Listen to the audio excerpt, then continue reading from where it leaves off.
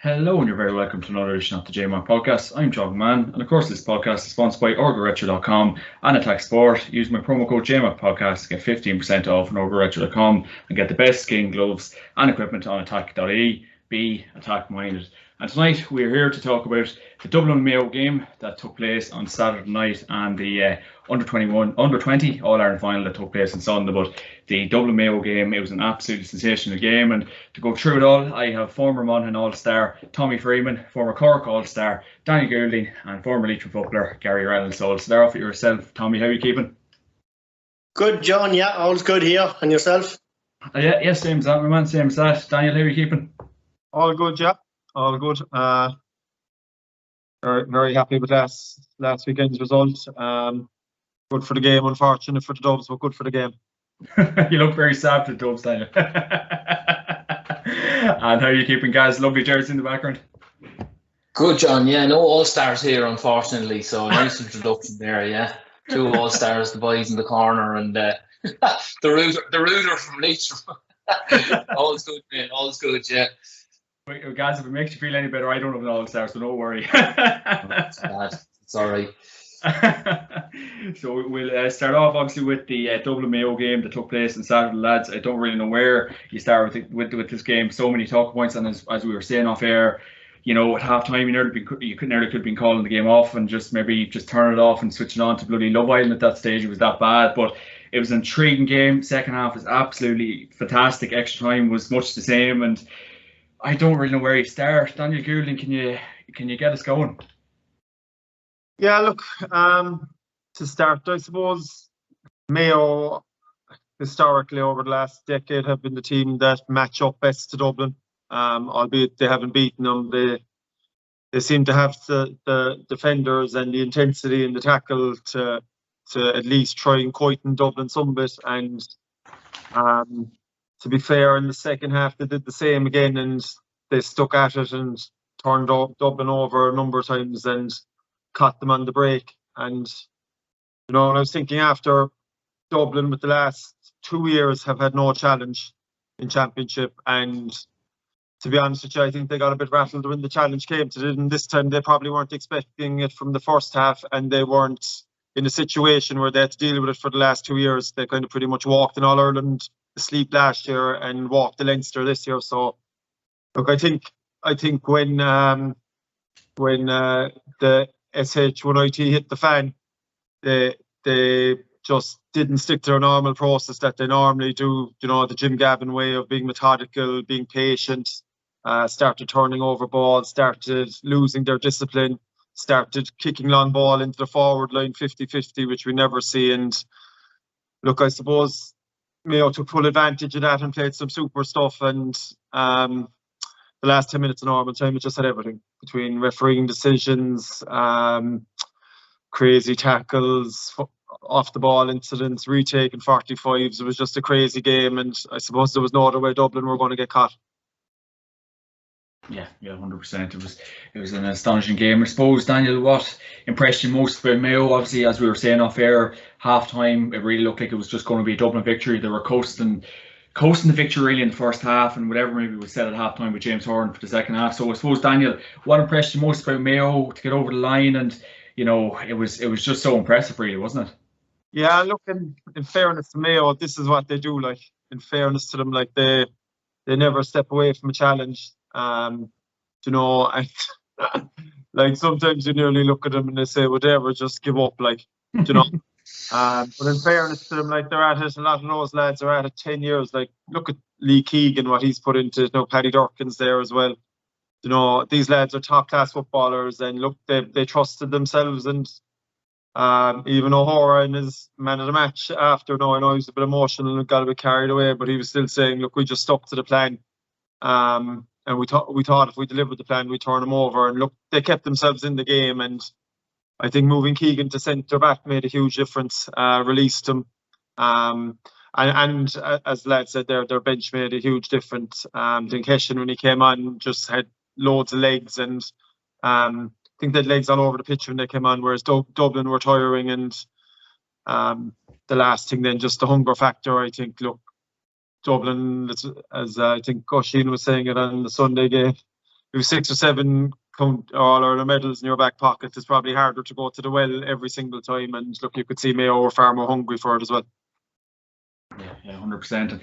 I suppose, Tommy, like everything we were discussing in previous podcasts, obviously refs get a lot of abuse, and I know a lot of people weren't overly pleased. I know with Conor Lane's refereeing probably on Saturday night, and let's call it a spade a spade. It really was the elephant in the room for large parts of the game. Tommy, a word on Conor Lane's refereeing performance on Saturday. And I know it's a hard game, and you can be getting a lot of shouts into your ear, and it's hard to keep up with everything. But there was a few odd decisions, Tommy.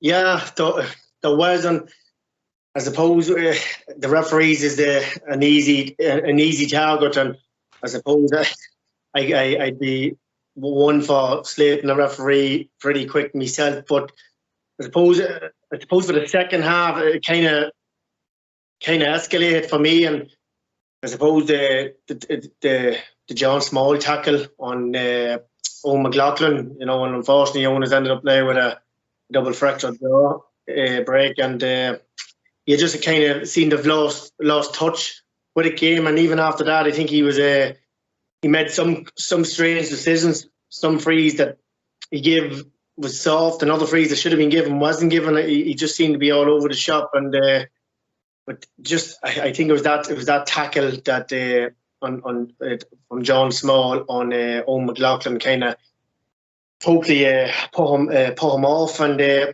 suppose the thing for me that was most disappointing, like, listen, I know John Small, it was a hospital pass as you'd call it, but he went in for the hit, the kind of the shoulder hit, but it clearly wasn't that. And after hearing the extent of his injury, it's plain to be seen it wasn't that. But to me, the disappointment, I seen play being stopped for, I suppose, as they call head injuries, more lighter head injuries.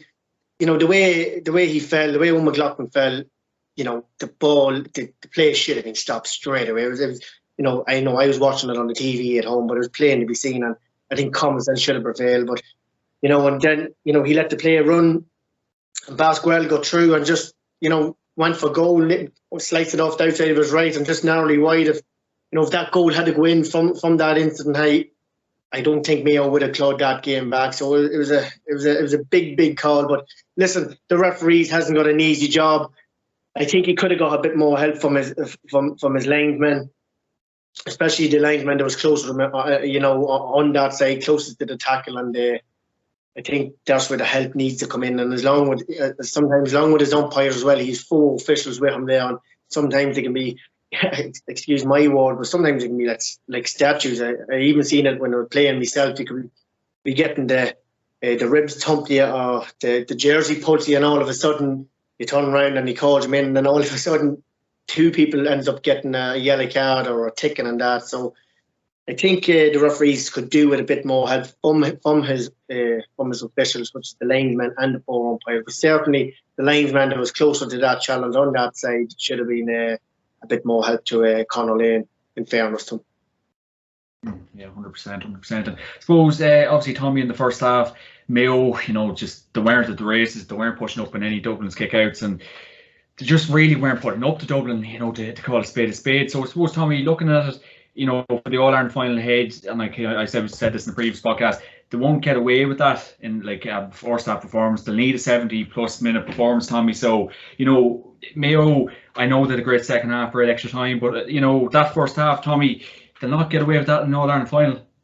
Definitely not. And what Daniel said, it was nearly time. You nearly felt like just turning it off and going out somewhere and watching, changing it over. It just, Mayo was so far off Dublin. I just couldn't get even a touch tight on them at all. Couldn't even get the hand on, and Dublin was just playing around, and they were just, first of all, Dublin were patient in their build up, and they popped off the scores, like Kieran Kilkenny and Paddy Small and these boys. So just Dublin, or Mayo, just looked completely stuck to the ground. And then, of course, the second half, things turned around. I think Mayo got the first 2 scores of the second half, which they badly needed, and that kind of lifted them and settled them down into the game. But certainly coming into an All-Ireland final, right, John? And I was actually saying that to a mate of mine there during the week, that, with Mayo needs to come out of the blocks flying, against either Tyrone or Kerry, whoever it is, because they won't get away with that. But even going back to that, Barca, Dublin, done things there Saturday evening that was uncharacteristic of them this last 7, 8, 9 years, to start giving silly ball away, and that kind of helped the Mayo cause as well. So definitely, I suppose when Mayo looks back on the whole second half performance, they'll look back and say, what were we at? Because as Daniel says, they were normally on the Gavin, they were normally calm, and they always took the time and made sure the right path was on. But to just give some 50-50, 60-40 balls away in favour to Mayo's help. But definitely to start Mayo in the first half, it looks like there was going to be another stroll in the park for the Dubs. But as we've seen, boys, it didn't turn out that way, and which was great. And if there was a team that knocked the Dubs off the perch, it was only fitting to be Mayo, because they were, as Daniel said, they were the team that has been they've come close and challenged Dublin this last 7, 8, 9 years, and they keep coming back to the well and going away from it dry. But you have to give this character of this Mayo team and the whole squad great praise. Yeah, definitely, Tommy, definitely. And I suppose, Gary, Aidan O'Shea, he had probably a dodgy start to the game and gave away kind of loose possession at the start of the second half. And I suppose James Horan did whip him off. It was a big call by Horan at the time. And I suppose a lot of people maybe be staying at home and when they're in Croker, maybe it was the right decision. So I suppose Aidan O'Shea's performance, Gary, worrying going into the final, or do you think he can pick it up for the final, or will James Horan start him? I'd say he'll start, John, team captain. Everybody has a bad game, and I think all of us lads will know that. Nobody goes out to have a bad game, and Aidan O'Shea certainly didn't mean to do that. But from the off, he just didn't look at the races, and I mean, even from the boys will be sharpshooters there, will know all about it. But anyone can miss a handy score. But I think the minute he caught that mark and hit it off the post, you could see his confidence draining out of him. It was a fairly handy one for the likes of him to be missing. And from that point on, I think we were all kind of, anyone I was chatting to and the boys in the WhatsApp groups and things like that were kind of saying James O'Shea's been playing very badly, but nobody expected to happen what was going to happen. Any lad can play a bad game, and Horan whipped him, and I think everybody was pleasantly surprised in the sense that Horan made that decision. But at that point, you didn't even know whether Mayo was going to win the game. You were still expecting a backlash from Dublin, but that was kind of the turning point for me, to be honest with you. The pace and energy that came into the Mayo team after O'Shea went off, and I don't think people will be slating it. O'Shea's getting a hard time, and it's a lot of it, some of it might be unfair, but I don't think he covered himself in glory when he came off, John. He stormed past Horan up to the bench, and he sat with a bit of a sulk on him, and then it took maybe 10 or 15 minutes for him to warm up when he realised Mayo got back in the game and they were a lot closer at that stage. All of a sudden, the body language changed. So I think the lads will know, and any footballer will know, that if your captain has worked their salt, they're not going to down tools just because they've been taken off. But he seemed to down tools, and all of a sudden when he realised, geez, we're in a game here, he got back up and the body language changed. And then he went full commando after that. He tore out in the field and started tackling McMahon and the boys. And I think at that stage, everybody was cringing a little bit. At that point, even the Dublin boys were goading him, saying them to get back on the line. But look, O'Shea has been there and done that. He gets an awful lot of criticism in the media, and probably from the likes of ourselves just chatting about him. But he's had a long, illustrious inter-county career. He doesn't have the Celtic Cross just yet, but he's a lot of Connacht titles, and he's not Mayo captain for no reason. So I'd expect Horan to start him, and I think I maybe didn't agree with him bringing him on in the last couple of minutes as a kind of a token gesture, maybe just to see out the game. But he obviously done that for a reason, because they didn't shake hands around when he came off, and maybe it was a nice touch to bring him on and give him a run out in the last few minutes just to bolster things up. But I think he'll start the final, John. I can't see how he wouldn't. I think it's going to be a different type of game as well, the final, regardless of whether it's Kerry or Tyrone. It's going to be a different type of final from the Dublin game. So I think he'll start, and I think they'll have some sort of a role. He won't be on the edge of the square, I don't think, in the All-Ireland final either. I think he might even be on the 40 or in the out midfield. So, yeah, he didn't play well. Anyone can play poorly, but I think it was behaviour after that kind of got a lot of people up in arms about him, Yeah, 100%, guys, 100%. I suppose, really, could you believe, as I was saying to Tommy, could you really believe Mayo's intensity in the first half, guys? Because at the end of the day, it was an All-Ireland semi-final. Like, I know they got over the line after extra time, but at the end of the day, guys, as I was saying to Tommy, they will need a 70-minute performance. Yeah, that's it. And I mean, Daniel was saying earlier he was thinking after the game, and Tommy the same. And it was probably in the 24 hours, 48 hours after the game where you're kind of you're calming down that night, and you're maybe watching a bit of telly, and you're thinking, it's not that he done it on purpose for him, but was he trying to conserve the energy? Because I think listening to the pod there, and we'll be chatting about it there. Rooney runs it with Andy and Paddy, and Andy Moran said a couple of weeks ago, sometimes against the Dubs, is there going to be one team that at some stage when they're holding the ball for the 5 minutes, maybe don't chase them down, maybe let them have it, and don't conserve, maybe try and conserve your energy instead of running around like a headless chicken after them. And it's not that they didn't do that. They were trying to put a press on them in the first half, but they weren't doing it with any kind of intensity.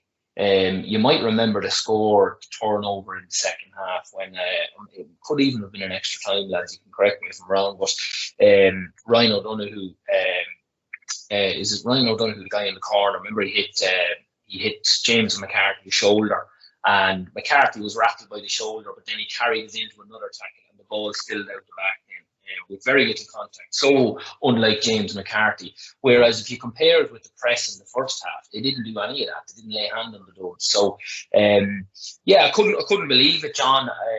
It makes it all the more important. Connor Loftus score just before half time to bring it to 10-4. That might have been a bit of a psychological boost from going in at half time, because I know it's only a point in the difference, but 10-3, 10-4 to 10-3 looks an awful lot different on the scoreboard for some reason. I don't know whether it's odd or even numbers, but I think at that point then I still didn't give them a chance, I'll be honest with you, and I just couldn't get over Mayo's conditioning. Our Leitrim boys played them. You might remember the big lockdown in last year, and remember the championship didn't kick off then until September, October, maybe it was November. The first round of the championship last year was played. Remember, it was a real short championship, and we drew Mayo in the first round. It was a foregone conclusion they were going to beat us, and in fairness, we actually put up a decent performance that day. But that particular day, because we hadn't seen any football for so long, since the National League was kind of called to a halt 6 or 7 or 8 months previous, couldn't get over the conditioning of the Mayo boys. Even Killian O'Connor had put on quite a bit of muscle, and he had been out for 2 or 3 years previous with injury. So every single one of them were able to maintain their cardio ability, but also put on a bit of bulk. So the other day as well, I just couldn't get over in extra time. And Daniel and Tommy both mentioned it there earlier on about the subs making the difference, but just the conditioning and their ability to get up and down the field. And Lee Keegan, I think, who the lads talked about as well, probably one of the best half-backs in the last 10, 15 years, and he seems to be in the full back line now. As Dan said, when he was moved out to the half-back line, he just took over the game. But he had 2 years, 3 years there of injuries, and everybody was kind of saying he had gone away from the Lee Keegan that took Connolly to the cleaners back in 15, 16, 17. But he looked completely back to his best the other day, and he's 31 years of age. So they're doing something different. It'd be sick to see the run they're doing in training, but it surely showed the other day. I couldn't get over them. And I was delighted for them. The fact that, we all give them a bit of abuse, but Jesus, they just, as the boys said, keep coming back for more. And in the first half, when Dublin were doing their usual thing, carrying it up and down the sidelines and recycling it and holding it for 5 minutes, I felt Dublin could have put the foot down and ended up going 8-10 points ahead, and they just didn't bother. They done their usual stunt. So I'm kind of delighted they were caught out in that regard as well.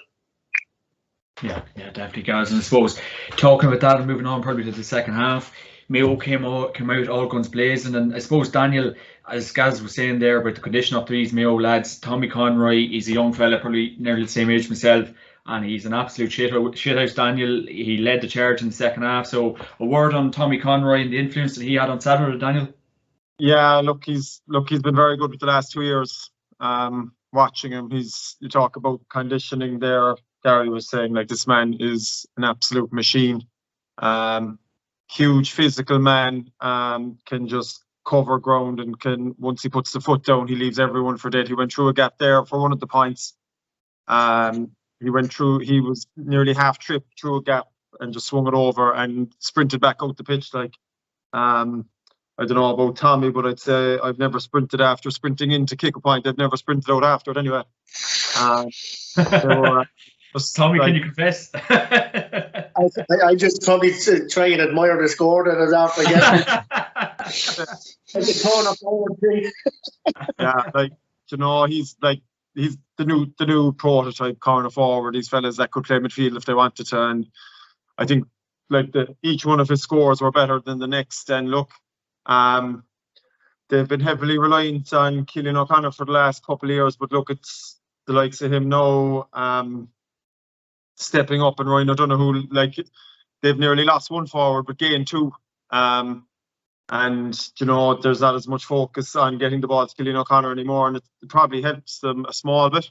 But yeah, Tommy's the top class forward, and just, again, conditioning, skill, brains as well, very intelligent player, you know, knows when to take the right option. And that was another big thing with Mayo in the second half. Their forward started shooting from around the D, and makes a huge difference. So they were trying a number of pot shots in the first half, and probably giving the ball away too cheaply, which we know you can't do against Dublin. And I think once they settled down to their task in the second half, they became way more efficient as well, and it made a huge difference. Yeah, definitely. I suppose as well, Daniel, in the second half, did Mayo finally unlock them holes that have been kind of created from Dublin in the last couple of weeks? Because obviously we know there is gaps, maybe in that defence when you push up and kick out, and when you really high pressurise them. So I suppose, Daniel, in the second half, Mayo really kind of got their act together, went at Dublin, and look what happened, I suppose, Daniel. Yeah, and look, I suppose the thing with Dublin typically is that they don't turn over the ball. They don't lose their own kick out, so you never really see these gaps.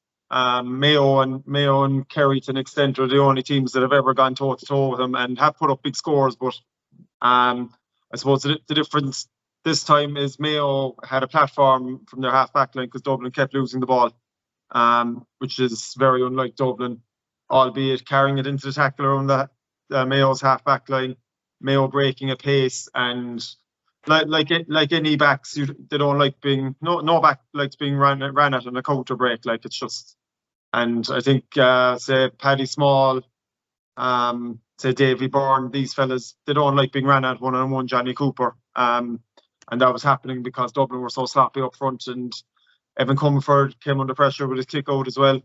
And yeah, I suppose, look, as I said, it came down to the last 10 minutes, and it just took the game took on in life of its own, and Mayo had the fight more so, and Dublin kind of lost their composure. Philly came on, Billy McMahon kind of started disrupting things, and usually that works for them. But look, I think it was nearly trying to roll out a pony for a trick at this stage, in terms of they were under savage pressure, and like, usually when Philly is very good at doing that, he'll come on, he'll disrupt one of their key forwards, but it was nearly too late in the day for it. The damage had been done. Mayo had nearly cracked them, and it still took a retake in 45 to level the game. But at the same time, if that game went on for another 25 minutes, Mayo would have ran away from them. So yeah, and look, the other thing, we said it already, and Dublin's discipline was gone. Dublin could have had 3-4 black cards, 2 or 3 red cards. Take out the John Small incident. I think Paddy Small had a fairly high challenge. James McCarthy had a tackle off the ball, and it's just so unlike Dublin. And I suppose that was down to the pressure Mayo were putting on them. Yeah, well, definitely. Look, the Dublin GA Twitter page think Philip McMahon could do no wrong, Daniel. So I don't know what you're saying there.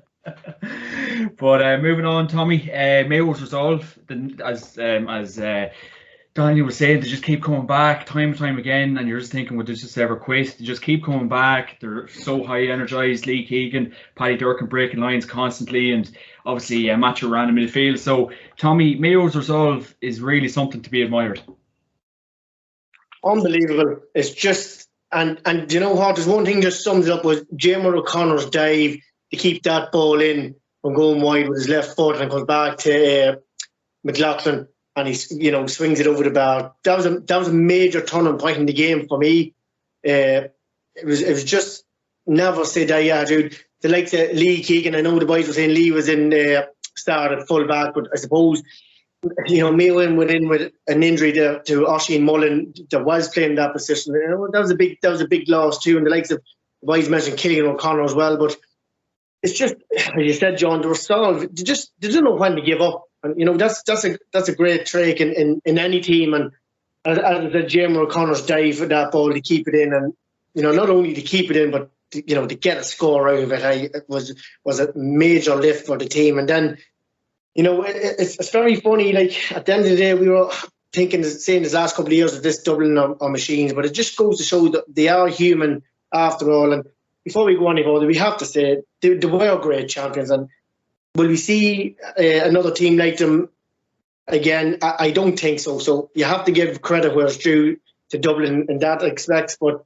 it's a tower when the tide did turn, they just couldn't get it back. The boys was on, especially Danny was on there, but Tommy Conroy, I was really, really impressed with him. He really just drove at that Dublin defence, and they just couldn't handle him. I think it was through James McCarthy. He was kind of half tripped, and he kind of ducked and got through a tackle, went on and kicked a lovely free, a lovely point from play, and then he drove at them again, another score. And if that wouldn't lift the team, I don't know what would. But I think Lee Keegan was solid. There's no doubt about it. He's been one of the outstanding performers, in the country, not only for Mayo and especially at half back. But I suppose when he did come out to half back, he started to get more, a freer role, and he of course popped up with a great score, as he does in most games. But he just went about his business methodically. He got in there, he got tackles, he broke them down. But it was a great performance. I suppose about from the second half and on into injury time or extra time from Mayo, it was great. And then I suppose we were talking about the subs making an impact. I thought Enda Heston was very good. Jordan Flynn, Darren Cohn came on and just found a pocket of space. He was given back and kicked a monster score. And it was brilliant. But I think Mayo manager, I think James Horn deserves a lot of credit. He emptied the bench, and I know people say so he probably no chance it went extra time, but made a big call, taking his captain off and Aidan O'Shea. And as Gaz said there, it's no one goes out to play bad. I had many a bad game myself. And when things aren't going right for you, it can be a very, very lonely spot to be. The boy's on about his mark. Listen. It happens. It happens the best of us, and it'll continue to happen. I just thought he rushed it a wee bit, and as any cute forward to do, he could have found a little bit more of a better angle for himself.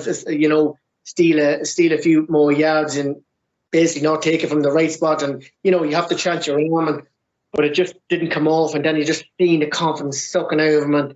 But goes back to James Horn. He took him off. Big call. He ran by him. I wouldn't like to read too much into it. I think Aidan, takes a lot of stick, from sports, especially online. I don't be online at all. But what is what you hear. But he had many of great games too. And I just maybe think it's probably his physical stature. Maybe he comes in for a lot of criticism. But he's been a driving force in the Mayo game. Like, don't hang him out to dry just for one, for having an off day. Because as I said, we all have damn days. But Gaz, I suppose putting him on, you're probably right. But I think James Hunt kind of knew that they had the dubs at that stage, even though you can never say you have the dubs until the final whistle. But I suppose it was a nice touch to put him back on to see out the game, and maybe that just make things a wee bit calmer within the camp, for the build up to the final. So that I think that was a good move by James Horn. But going back to the result, you can't question the result. Then just never give in. And I suppose another man that he's seen jumping up on the backs there at full time is Conroy.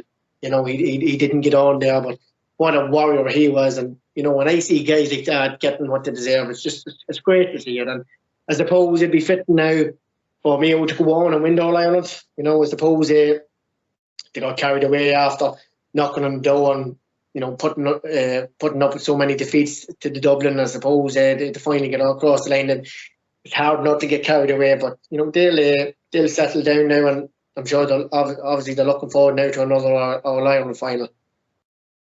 Definitely, Tommy, definitely. So was Tommy, like the first half, obviously, that Mayo did have, and obviously, what do you feel maybe was said at half time by James Horan, because it was a completely different Mayo. They ran at Dublin, obviously won the game. So what do you feel James Horan did say at half time to rally the troops, Tommy? Because when you do look at it, it was one of the best second half performances you've ever seen from a team, Croke Park. It definitely was, yeah. I suppose that's a great question. You'd love to be a fly in the wall in some of these dressing rooms, what they say, but he obviously said, listen, we have to push up in this Dublin team. We have to take a chance. We'll get to know what. Because in the first half, they couldn't, as I said earlier, they just couldn't even get a touch on them. Couldn't touch the jersey at all. And, Dublin was patient at that time, and they were picking the right men and getting the right men on the ball. And then for the shooting, the likes of count as any. But he obviously said, boys, we have to push up. The intensity has. And when Mayo did push up, Dublin made mistakes. The likes of Davy Byrne there at full back, when they pushed up on Davy Byrne, I don't know how many ball he'd give away. He obviously took a solo, put the ball over the end line to get that 45 a penalty to kick. Definitely, yeah. So when you get in their faces, how many balls did Mayo overturn? It was great stuff. There was a serious hit, as Gaz says. I thought it was on McMahon, the substitute, to come on, or could have been McCarthy, but anyway, he took the shoulder good, and then he went on and he went down. He kind of got a dead leg of it, and Mayo overturned that ball and got a score. And if that doesn't drive any team on, nothing will. Just nothing more as getting a good hit, or not only a good hit, but just getting a turnover and actually punishing the team with a score after that. So it was I'm sure James Holt said, listen, we're way off the pace. Made a couple of tactical switches, and as I said, he moved Lee Keegan back out to his normal position out in the half back line, and really it just took off from there. And some of the scores that was taken, was a treat to watch. Yeah, I couldn't have said it better myself, Tommy. And I suppose, guys, we were talking obviously about the big hits, and obviously John Small's hit on Owen McLaughlin, and obviously there's a lot of heated debate about that at the minute. I think Oisin McConville and Paul Flynn were having a very heated discussion on second captains, and one interview I think everyone should really listen into and watch it to get a chance. So, guys, what was your take on John Small's challenge? And I just don't think anyone would be condoning it. No, I think it was a red. I thought it was a red at the time, John. I was one of the few saying it again. I go back to chatting to my own mates and lads in the WhatsApp group and things at the time. Without any replays, I thought it was a red, because you could clearly see, now you could maybe see that McLaughlin, as Tommy called it, was a bit of a hospital pass, but he had the possession in his hands and maybe he was stooping a little bit, so I don't know. But Small went to do him, and that's not a question of John Small's character or anything. He's that type of player. I know myself and the pair of boys, would have been two clients who over the years in games would have been kicking points, and you'd be thinking if you could catch them with a nice shot just to try and settle them down and stop them kicking as many points. So I don't think Small was trying to do that. I do think, though, he was thinking, right, Mayo are getting back into this game. I think we need to lay down a marker. And for the type of physical player that John Small would be, I mean, that is ample opportunity to lay a man out. Now, that's not necessarily to do damage to him, or it's not necessarily, he didn't win break his jaw, but he went in to absolutely pan him out and try and get a turnover out of it. He done that, but he caught him very high. And the solid, now you can only see this on the reruns, but the hard, solid part of his shoulder caught him square in the jaw. And when you're not expecting that and you're caught in the blind side, your jaw is just gonna, it's gonna go two ways. So I thought at the time it was a red card. Regardless of the hospital pass, I didn't, you can't blame it on a hospital pass. The power was in John Small's hands at that stage. He could have held off and hit him when he kind of got a bit more of a stand, but you're not thinking that quick on a football pitch. Again, I don't think he done it on purpose, but it's a red card for me, straight red card. And Tommy mentioned it earlier, and he was absolutely spot on. The way McLaughlin fell to the floor, he fell face down with his hands by his side. He had no control of how he fell, so you could tell straight away he was partially knocked out. And Keegan was standing about 15 yards from it, and he was the boy who should have been in Conor Lane's ear. letting them know straight away to stop it. As Tommy said, the frustrating thing, and even in club football now, and nobody wants to see anybody get injured, but they're stopping things for nothing these days. So to then actually, in one of the highest profile games in the biggest stadium in the country, to not stop it in front of the most cameras, it hardly made any sense. So I wouldn't have much time, and again, it's no dig at the Cork people, Dan, but I wouldn't have much time for Conor Lehner as referee, and he refed us a couple of times as well back when he first started out, and he used to make some strange decisions. They're only human, and unfortunately you can see a massive shortage of refs in clubs all over the country, but and it wouldn't entice you to go back to it. But like I just think for years now he's been making these kind of crazy decisions, and then he had ample opportunity to dish out a couple of blacks, and he gave yellows, and it made no sense. In what rule was he looking? But look, I thought it was a red at the time. I stand by that, and everybody's kind of lauding Oisín McConville the last few days, and it is refreshing to see pundits calling and how they see it. Even ourselves here, and sometimes we dance around because you don't want to insult anybody and you don't want to step on anybody's toes, but McConville doesn't really seem to care too much about it. Paul Flynn was pulling out all the usual Dublin lingo, and McConville absolutely went through him. So it was good, and it was good to see them having a good honest chat. And Flynn actually came out of himself a bit more then and started actually talking proper, not this all usual bubbly language that they've been taught to speak in the setup the last few years. But no, I thought it was right at the time. I don't think Small went in to give him a good shot, but I don't think he obviously didn't go in to do that. So I just thought it was poor from the officials that the amount of them that are on the field, and nobody could make a proper call on it, and maybe even that Keegan didn't call him in for a shot. So that's my read on that. Straight red and no more, and if the straight red was given at the time, you'd be sure we wouldn't be speaking about it now, Yeah, 100%. I suppose, obviously, guys, them comments are making the rounds, WhatsApp groups, Twitter, Facebook, Oisín and Paul Flynn's comments. So what did you make of the comments? Obviously, it seemed like a heated debate. I think Paul Flynn seemed a bit shackled from it all. So Oisín was obviously making the point that it was a straight red. It was a very, very bad challenge by John Small. But Paul Flynn was actually referring back to Paddy Andrews breaking his jaw against Tyrone in a league match. But there's cases to be made for both points, but I suppose, what did you make of the discussion overall, guys? And is it kind of refreshing, as you were saying, to see Oisín actually come out and say that kind of thing? I think so, yeah. I mean, even it goes back to, there doesn't seem to be any kind of, there's media training going on now in some counties, and unfortunately the likes of us wouldn't be privy to it. But obviously there's been a bit of it going on in Dublin the last years. But McConville just comes straight in, and he's been on BBC for a while now, and we've all been praising him. And now RTE are using him an awful lot more, and he's on a few of these podcasts. So yeah, no, he says it straight.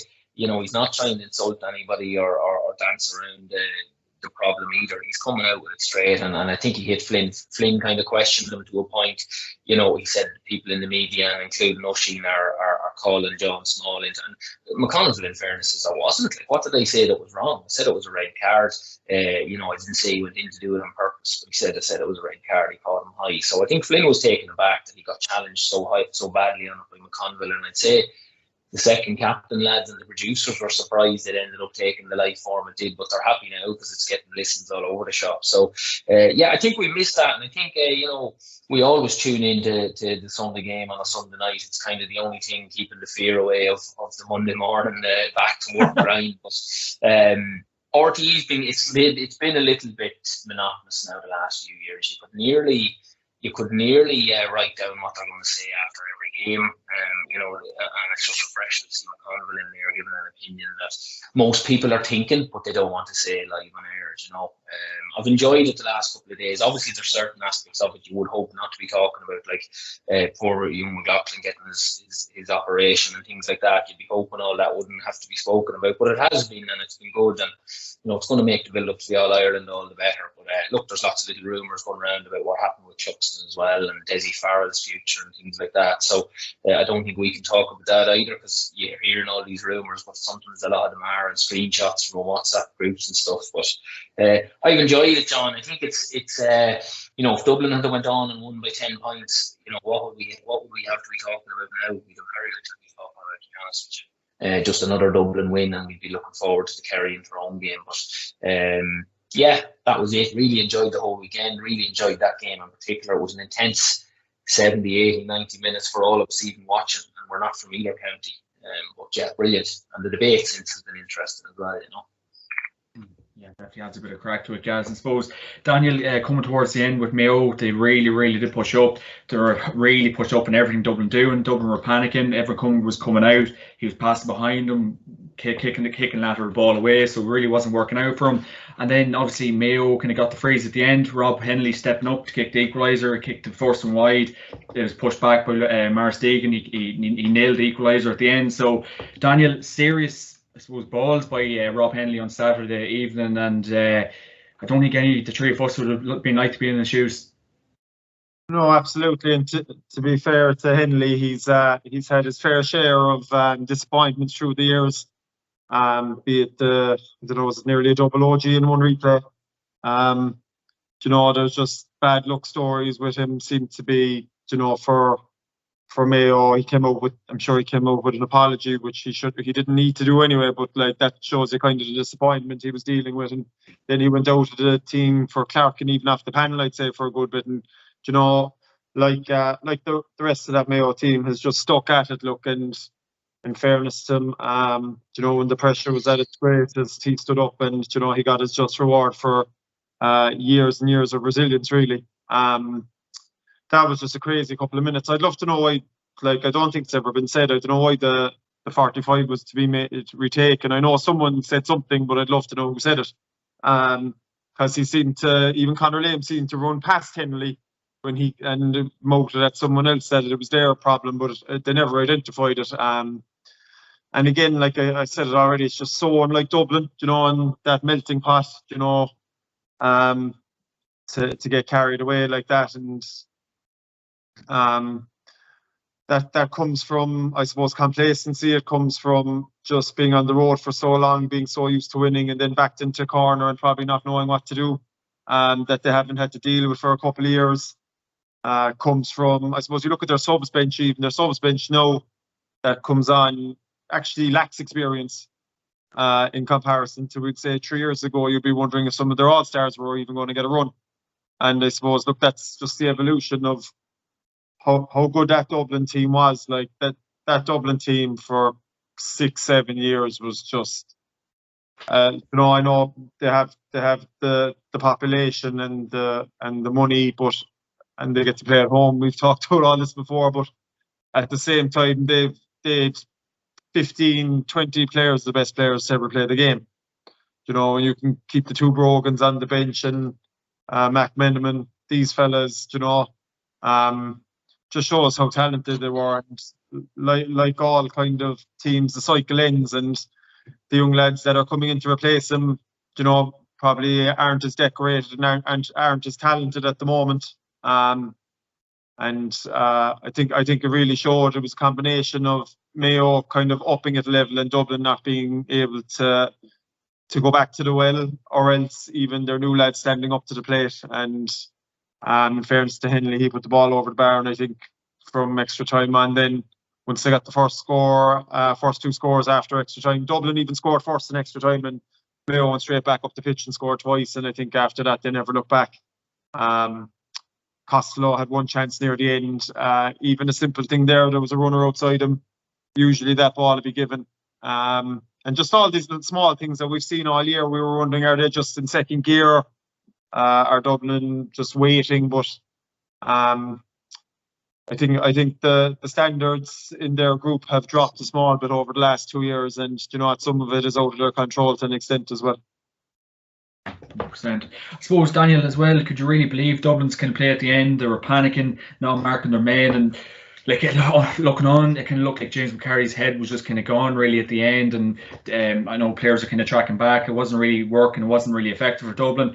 And a fella said to me during the week, maybe are Dublin overcoached? You know, are they allowed to kind of play that kind of freestyle football because it's kind of really stick to the plan? So, Daniel, would you kind of nearly agree with the point that Dublin are a bit overcoached, and you know, when that kind of thing that they're working towards stops or ends, that they don't really know what to do, Daniel?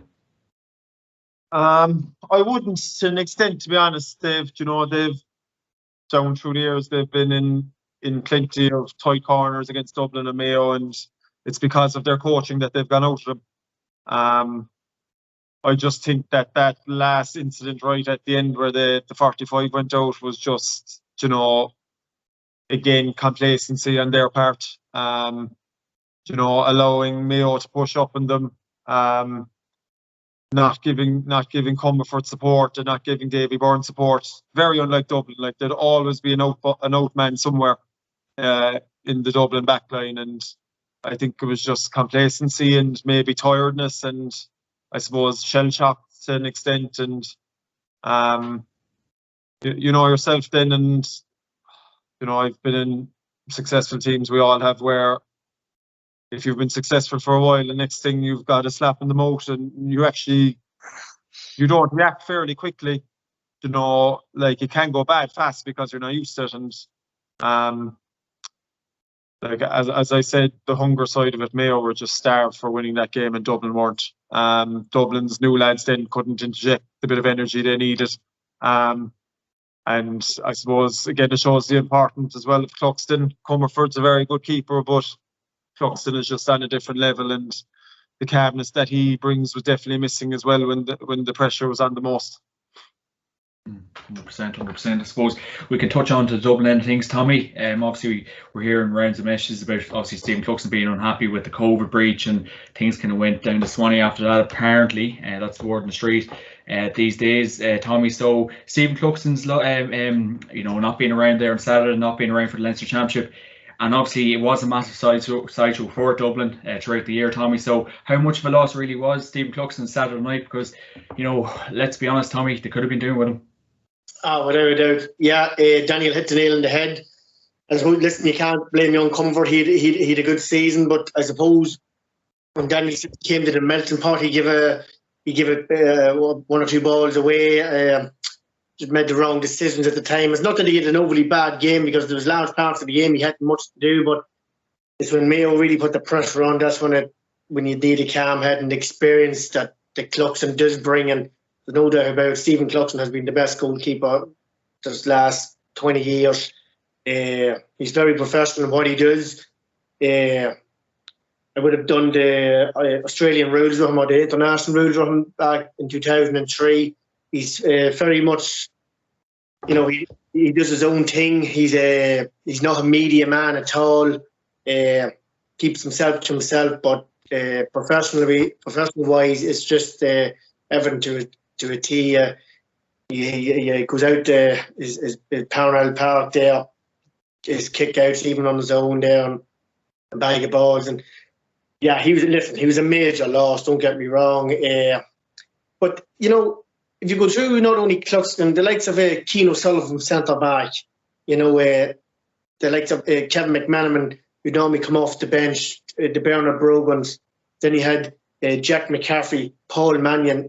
Them last two boys I'm after mentioning, they'll more than likely couldn't come back next year, and all of a sudden that makes a big change and to the Dublin team. And but them boys, to me, weren't replaced. Keane O'Sullivan, centre back, done his job very, very well, and I know he started picking up a couple of hamstring injuries, which we all did come on, as the years goes on, and I suppose that's why he stepped aside. But like the Bernard Brogan, I suppose under Jim Gavin, it's I just don't think him and Jim Moyazine in probably the last 2 years of Jim's reign. And you can't say anything about Jim Gavin. His record speaks for itself, don't get me wrong, but I feel there was still at least another season or two in Bernard Brogan, the likes of even McManaman, but the quality of them boys, as I know I mentioned the likes of Paul Mannion and Bernard Brogan there, and Colm McCosta was a tremendous player, don't get me wrong, but they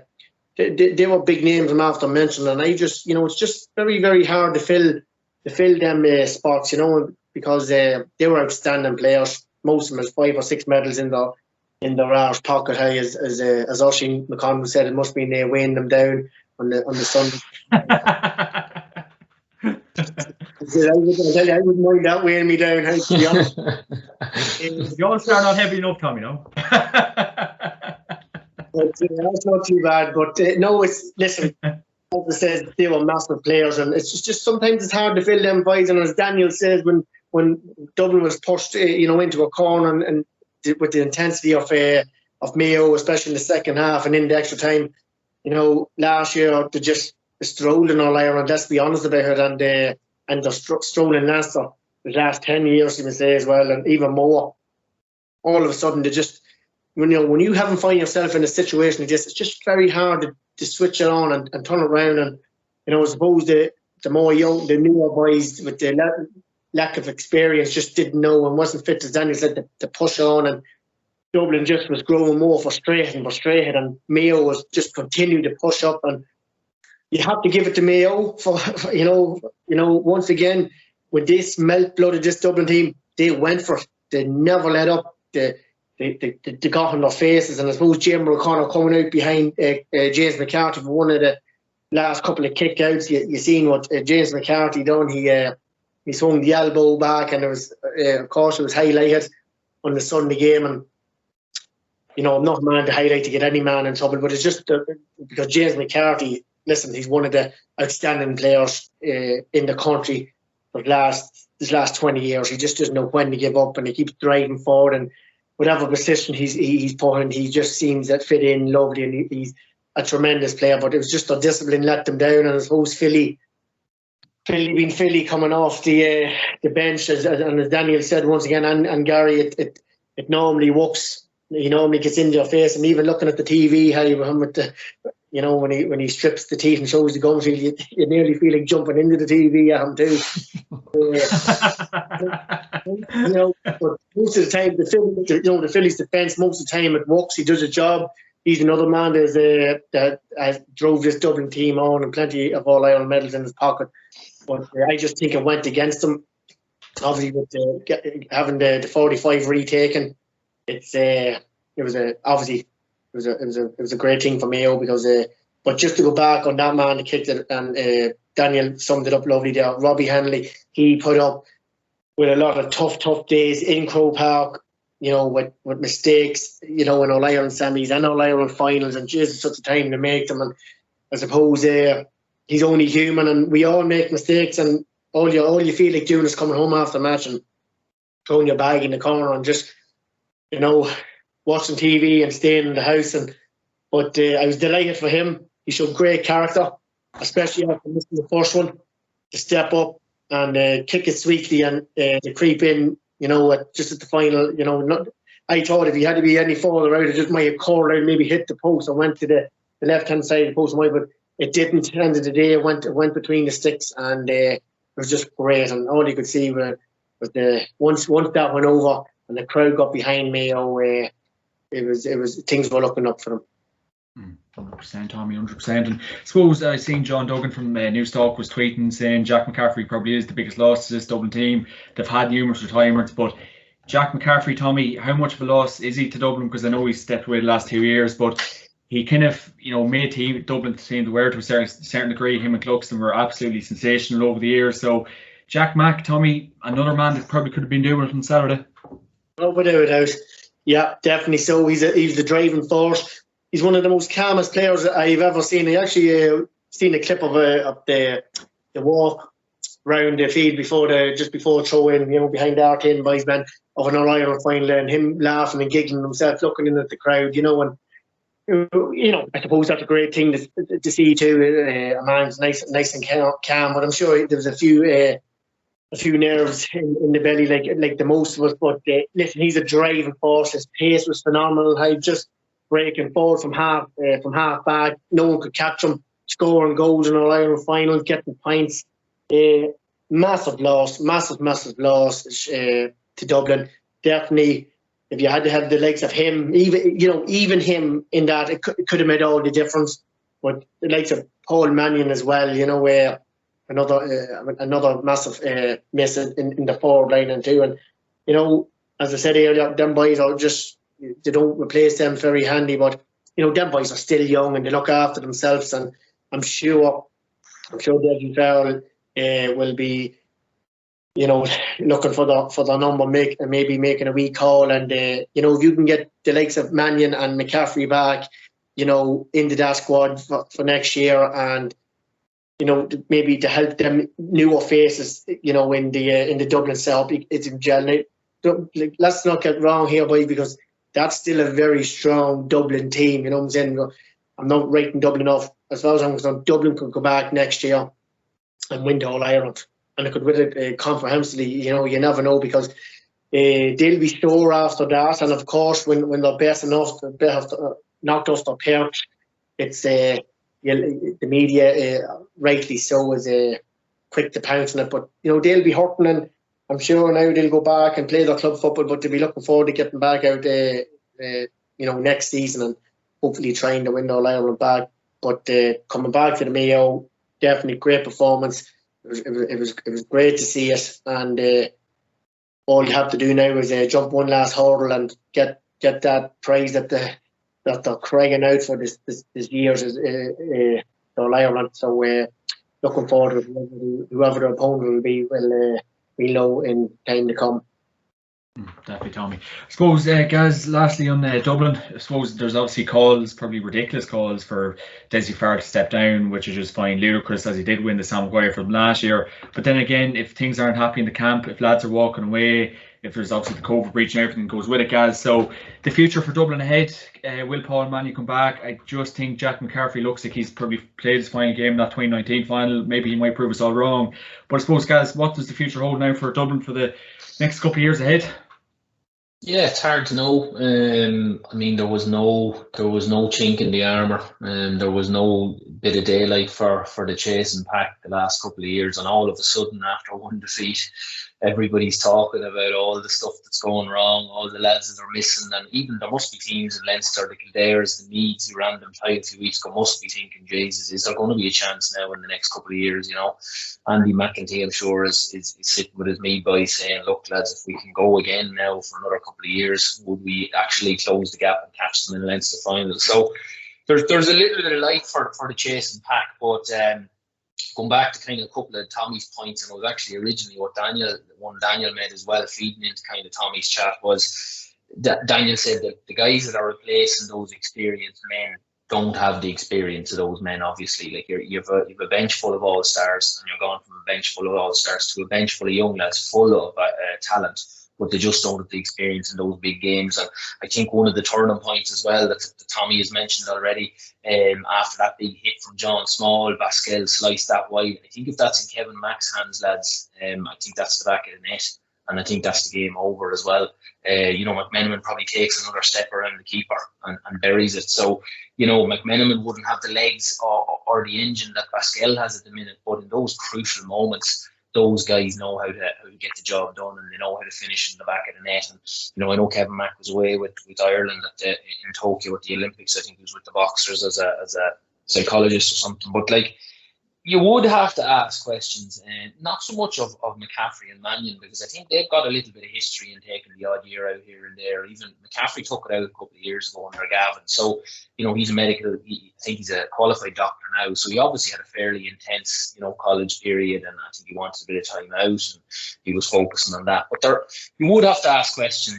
Kevin Mack gave an interview last year. I think someone said, it's a time to retire, and he says, no, it's by far time to retire. And look, he could have passed a big opportunity going to the Olympics, but you would maybe just ask questions as to maybe why there is so many lads stepping away, so soon after Jim Gavin's thing. If you're going for 6, 7, 8 in a row, all right, the boy's getting on in years. Sullivan, as Tommy said, he's picked up a lot of hamstring injuries. Maybe he just said, look, I can't keep doing this to the body.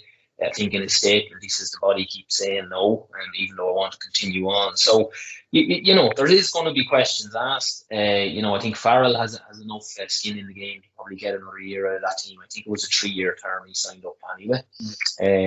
But if the whisperings and the mutterings we're hearing in the background are true, he definitely has a bit of work now to do in the winter and in the off season. Because if you have, according to a lot of reports, it's the Ballymun contingent that aren't happy. If that's McCarthy and the Smalls and the McMahons of this world, that's 6 or 7 lads in the squad coming for it as well. So there's definitely questions to be asked of them. They're going to have a big winter now. I do think the old training and being caught training had a bigger impact on them than people know. And apparently that's a lot of what Juxton is pissed off about and why he didn't come back. Again, we can only query this as boys who are kind of chatting about it on a podcast, but it may not be true at all. he definitely has questions to answer probably within the group. Dublin hold themselves to a really high account, so I'm sure the county board are going to be asking questions. Imagine losing 1 All Ireland in 7 and having questions to answer, but that's probably where the Dubs are at the minute. They're performing at such a high level. I agree with the lads. You know, you couldn't make a bold call and say, you know, with Clarkson there the other day, I don't think they'd lose that game. But Comerford didn't do anything wrong. He just, his kickouts were actually excellent. And he bombed a few over the half forward line, you might remember, in the first half. Put them on a sixpence a couple of times for Kilkenny and Howard and these fellas. So he was actually brilliant until a little bit of panic set in, as Tommy said, in the second half and in the first half of injury time. You wouldn't see Clarkson doing that. You wouldn't see Clarkson carrying the ball out to the 20-metre line and getting turned over. It just wouldn't happen. So, and I think if Clarkson was getting bottled up, if there wasn't 3 or 4 Dublin lads offering themselves, they'd be hearing about it from Clarkson 2 minutes later. And I think maybe that intensity isn't there from Comerford because he's such a young guy. So, you know, there's going to be questions asked him over the winter, and rightly so. It gives everybody hope. It gives us hope as guys who enjoy watching a bit of football as well, that it's going to be really competitive over the next couple of years. You know, Kerry coming, you know, Mayo now are going to be there as a force in the next few years, regardless of what happens, because James Horn has reproduced another really good squad, and Tyrone now are coming under Logan Dewhart. I'm sure Banty and Monaghan will have one to say next year as well. So, gives everybody hope. Farrell and the county board, I'd say they give it another year because it's in his turn to give it another year. And it'll cause too much controversy, I think, if he isn't. But you'll probably have to sit down with the Clarksons and lads of this world and see can they kind of iron out a few of these things, because Clarkson, I don't think, looks like a lad who would ever announce or go into retirement, you know. So definitely an interesting winter ahead for a lot of counties, but definitely for Dublin. Yeah, definitely, Gaz. And I suppose a lot of people are kind of nearly saying when Jim Gavin left, it kind of reminds people of when Alex Ferguson nearly left Man United. Standards dropped, players have left, and maybe standards have dropped on the pitch, I suppose, Gaz. So would that be the best reference, maybe when Fergie left United, things started to drop down a tad bit? Yeah, probably. Fergie had the ability probably to get a lot out of players who maybe weren't at a world-class level. You know, he just had ability to pull the squad together. I think it's a little bit different with the Dubs. The quality is definitely still there, and as Tommy said, even without all those lads leaving, there's still such a really competitive squad. You know, we've seen very little Sean Bugler this year, whether that be through injury or maybe, I don't know. I know he had a knock at the beginning of the year, but he's a serious footballer. I would have played him for a couple of years up in Dublin when I was with Plunkets up there, and he's an outrageous footballer. So the fact he wasn't even starting for them as well, and he was kind of only coming on, talking a few minutes at the end.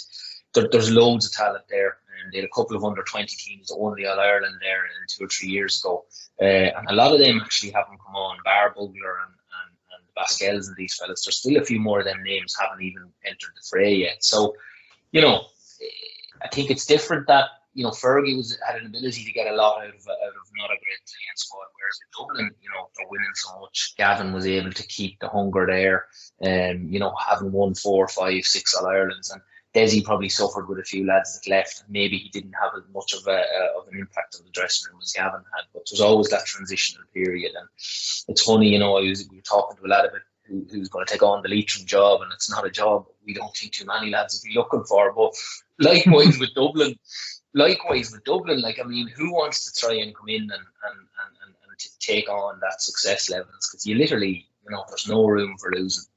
Now, I take lads are saying, are you joking me? Yeah, exactly. I know lads, Tommy and Daniel are saying, what are you talking about? There's loads of managers would love to take on that Dublin squad. There's challenges in itself, having such a talented squad as well, trying to keep everybody happy. And Gavin just had an excellent ability to do that. And whatever happened with Farrell in year 2, just a couple of things might have gone wrong. And look, the hunger, as Tommy said, Mayo boys are absolutely itching, and the Dubs have been doing it for so long now. It had to give at some point, you know. Yeah, 100%. The last, the last time Dublin were questioned like this, they won 6 in a row as well. So, in terms of, I'd agree with Gary, and the only thing I'd add to it then is that they still have everything else in their favour. They still have the population, they have the money, they've an excellent setup from probably under 12, under 14 up to their senior team. So look, they're not going anywhere, and they're going to be hot scalded now. So like, they're probably still going to be the team to beat next year in my mind.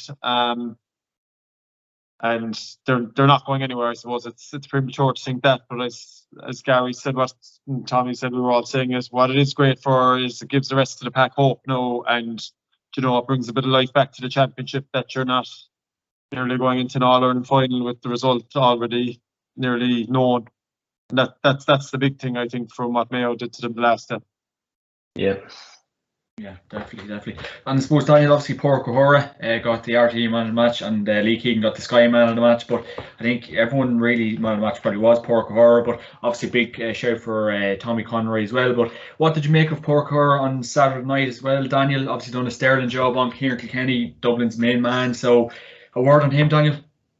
Yeah, I watched him in the ultimate whatever it was army thing they did last year. He's a lunatic man. Like I think back in the day, if I went into Mark Kim, I'd be just scrapping.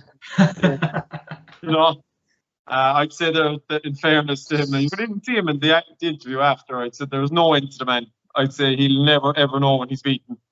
And even if he's marking a fella that's better than him, he will never think that anyway. So whoever's marking him, it's a tough challenge. And look, did a great job on, even in the first half, he was still solid enough on, I think he was marking Con for a bit of the first half as well, and then switched over to Kilkenny and kept him very quiet in the second half. I suppose again made easier by how poorly Dublin were losing possession in the second half around the middle eight. But yeah, look, Tommy Conroy could have got it just as fast. Lee Keegan, and that's the nature of the performances. Matthew Ryan was very good. That's the nature of the performances that were needed to beat Dublin. You needed probably 10 of your 15 hopping off the ground playing above themselves, whereas normally in a normal given day, if you had everyone playing at the same level at 100%, it'd be enough, but you'd fellas playing above their capacity there. And yeah, O'Hora deserved it as much as another 3 or 4 lads, and it's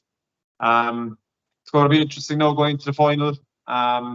Was first of all who they're playing. I think it's probably mentally a tougher game to face Kerry than Tyrone, I would think. There's probably going to be a bit of a fear factor there with Kerry, just because of tradition and also because of, I suppose, Kerry's forwards. But I suppose, and what I think we've said in the Sunday game as well, I think they're lucky the game has gone out a couple of weeks. They'll have a chance to get Mullen back, kind of get another couple of weeks into him. And I think, they'll come down from the high they're on as well, which they need to do, because I think, and we were all kind of saying, I was definitely saying in my head after the game, God, lads, just get off the pitch, great win, but nothing won, and just disappear into hiding for another 2 weeks. And obviously it's just that was all natural emotion, and they were just unbelievably emotional, and hard to blame them, but at the same time they've nothing won. And look, I think the extra couple of weeks will bring them down a peg or two in terms of the emotions, and they'll get back to focusing on the job at hand, and I suppose blocking the external noise out, because look, at the end of the day, this Mayo team probably faces more external noise than anyone, and questioning their ability to perform on the big day, and poor Mayo this and poor Mayo that, can this happen to them again? And I think if I was them for the next month, I'd be living under a rock. I'd be up in Castlebar, just going about my business and just totally focusing on putting in a crazy performance and just avoiding fans, the noise. And look, they've been through it all before, so I've no doubt Horan has massive learnings to take from the past experiences, but they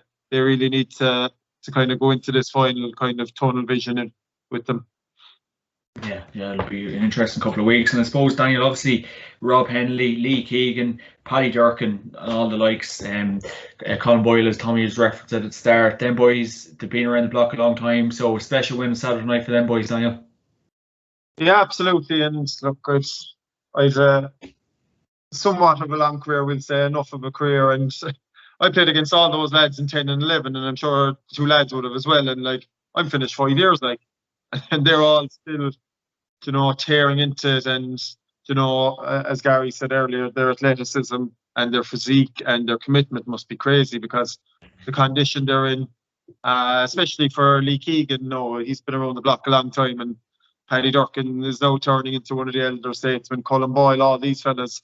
Like the commitment is gone through the roof, and even from I finished up in 16, and the commitment 2 or 3 years later was probably another 50% on top of that again. And the lads, I'd assume would say the same. It's it's a tribute to them and Henley. It's just, I said it already, they're just a very resilient bunch, and the knocks and I suppose the disappointments they've taken over the last number of years. There's a lot of heart in those lads that they keep coming back and keep excelling really, because they're still getting to All-Ireland finals every second year. And if Dublin weren't there with that crazy good group of players, Mayo would have 3 or 4 All-Ireland. So look, it's a credit to them, and I think everyone, regardless of who they're playing in the final, bar the county they're playing, everyone's going to be shouting for them.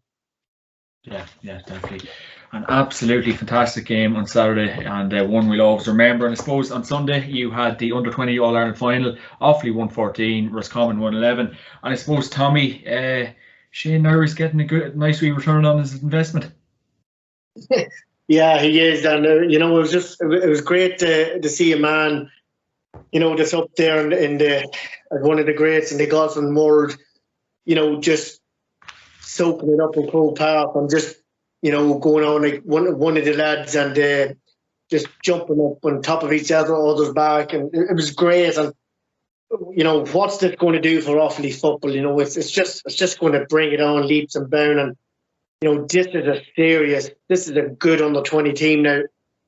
Obviously, I wouldn't know too much about them. I just followed them briefly on their journey, and it was great. It was great to see Offaly winning, and some great players, some great scores, and I suppose for Roscommon as well, good side. And I suppose with everything else, John, I suppose when they look back, I was actually in the first half. They could have actually had a couple of goals and a couple of more points in really in the first 10 or 15 minutes. I suppose we went on about how good this Offaly defence was, but Roscommon really opened them pretty handy in the first 10, 15, 20 minutes, and probably should have had 2 goals and a couple of more scores maybe, but you can't take anything away from Mayo. It was from Offaly. I'm sorry. It was what a performance, and it's great to see. It's great to see it for the likes of the county of Offaly.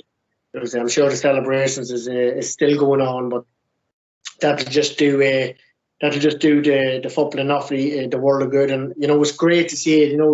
The counties that has been starved of success, and it's good to see them getting their day out, and to bring back an under-20 All-Ireland final is a major scalp. And I'm sure now John Maughan will be looking to try and bleed a few of these boys in now to the senior squad for next year. So all in all, Offaly football, it looks to be in good shape at the present time. Yeah, definitely, Tommy, definitely. I suppose how important is it, John Maughan, to get these players on board for the senior panel as well, Tommy, because we have seen, obviously, with Roscommon side of things, they have had under-20 success, and I think I said in a recent podcast that they nearly haven't cashed in with the players they brought in. Roscommon play that kind of defensive style of football. So how important is it that maybe Roscommon, the under-20 lads, maybe take a step back and maybe take a break after under-20, because Roscommon play that kind of defensive football.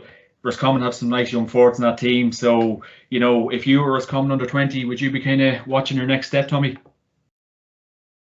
It's hard to know. I think if you're committed to playing your football and you want to give the commitment, first of all, we know the commitment it takes. It's nearly a professionalism. If you're not on the field collectively training 2 or 3 nights a week, the other night you're in doing your strength and conditioning, and it's a full-time job on top of your job. And but listen, if you were to ask me, I'd be jumping at the bit, to try and break into the senior squad now. Listen, it's just not going to happen overnight. It's just like everything. If you go from minor into under 21s and then on to a senior level, it just takes a while to break in. So. These boys will, John Maughan, surely, listen, I say he's going to be up just all going and out to try and bring as many of them players in that he feels is good enough. And, just it'll take a while. Some lads can hit the ground running and just, fit into it like they were there this couple of years. But normally there is that bit of a step up from under 20s in the senior level. Don't get caught up with that.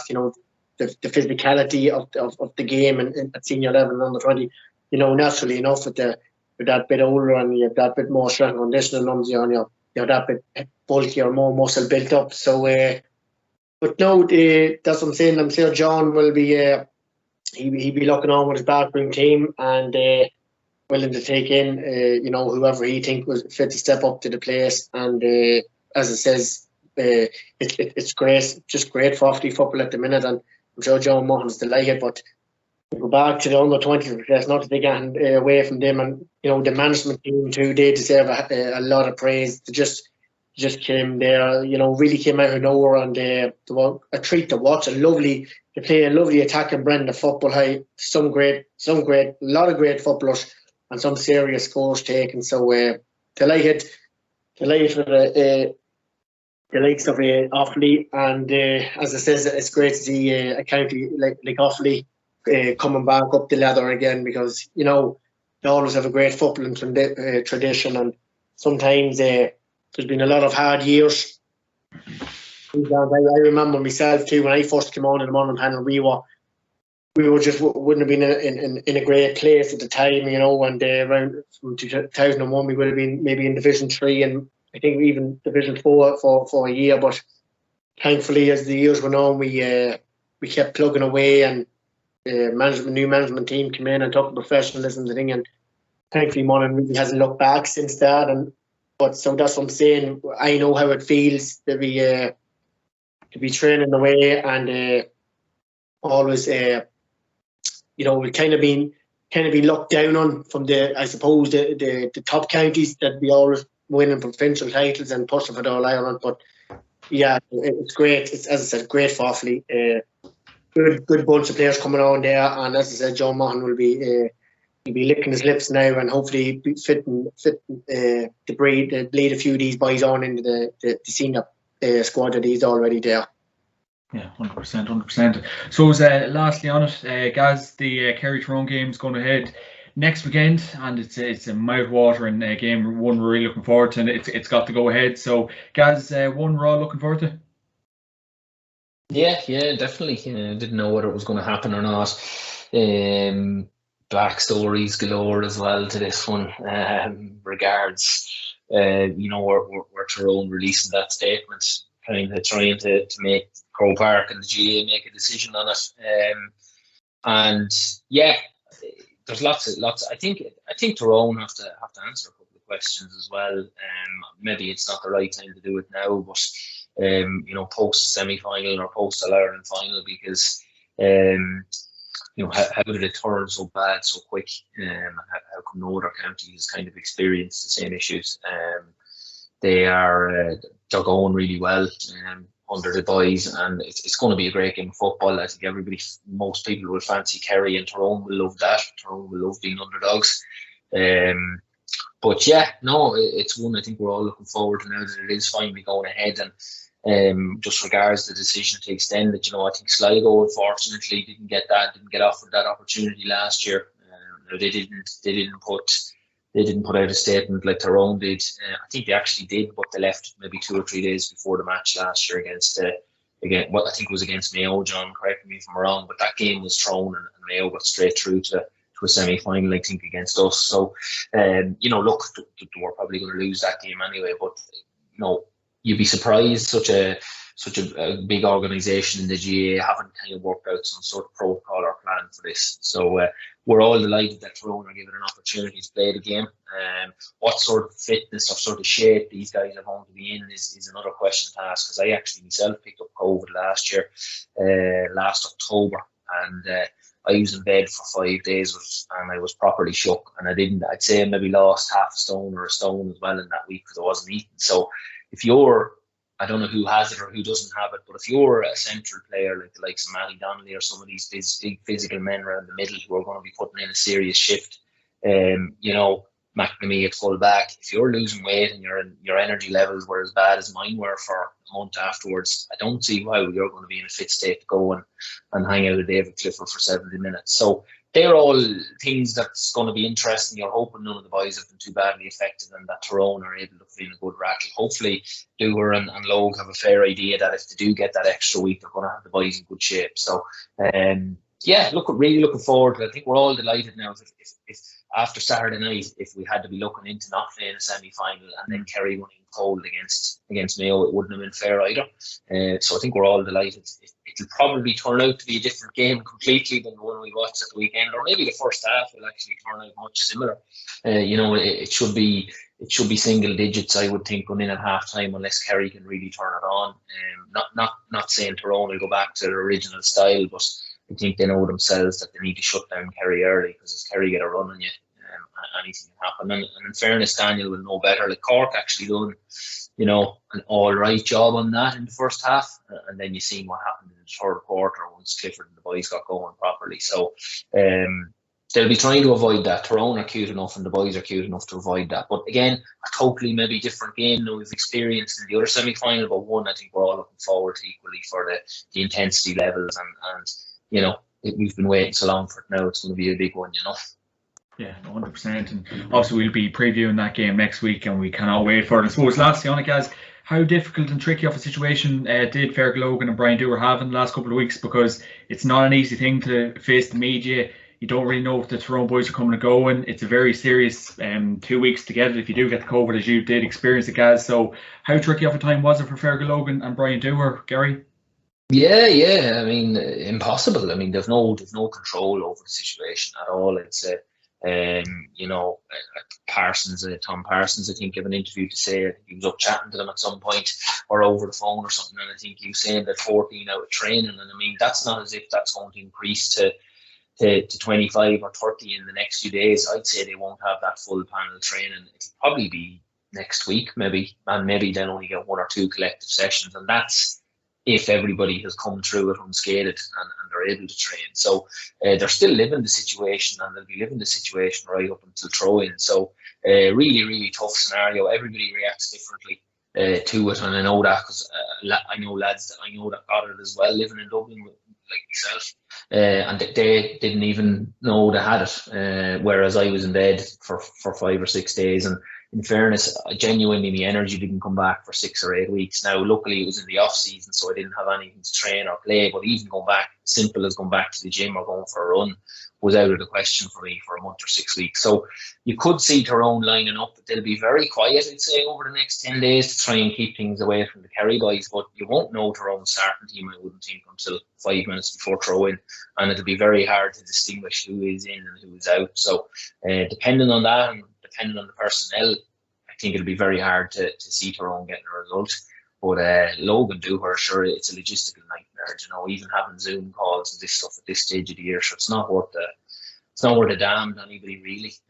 Pre-season, it's fine, trying to sort out, maybe tactics and strength and conditioning and things like that. But at this stage of the season, it's no good to them. So, yeah, an impossible task. Won't be quantifiable how well they managed it until after the Kerry game. But I think history will tell us, and Tommy knows more about them boys up there than we do, but history will tell us that Tyrone generally have something up their sleeve, and I tell you, if they pull this off against a really fancy Kerry team, and I think a Kerry team, regardless of what Mayo done Saturday night, a Kerry team that most people fancy to win the All-Ireland this year, regardless of the Dubs.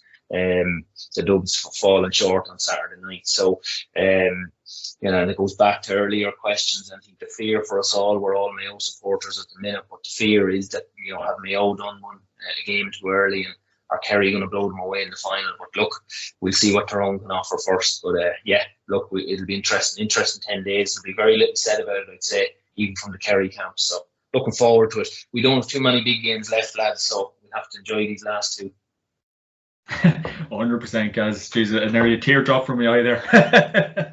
But lads, thanks a million for joining me tonight. Much appreciated. And of course, this podcast is sponsored by OrgoRetro.com and Atak Sport. Use my promo code JMOPodcast to get 15% on OrgoRetro.com and get the best skins, gloves and equipment on Atak.ie. Be Atak minded. Tommy, Daniel, Gary, thanks a million. Cheers, lads. John. Thanks, boys. Cheers, boys.